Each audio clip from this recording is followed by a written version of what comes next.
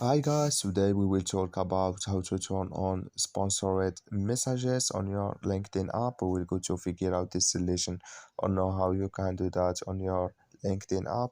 So you have just go up, you will click here on this sign or this picture here on up.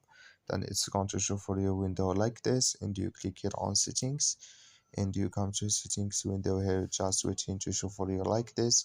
Then you just click here on data privacy, and you come to a next window here, and you just go down here. Then you click here on messages here, and you come to a next window here, you just go down.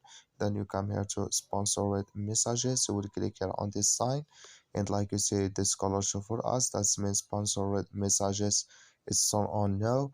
I wish now you are get it. That's all. So just follow these ways and it's going to work with you. Thank you for your watching. Don't forget to support us by like and subscribe.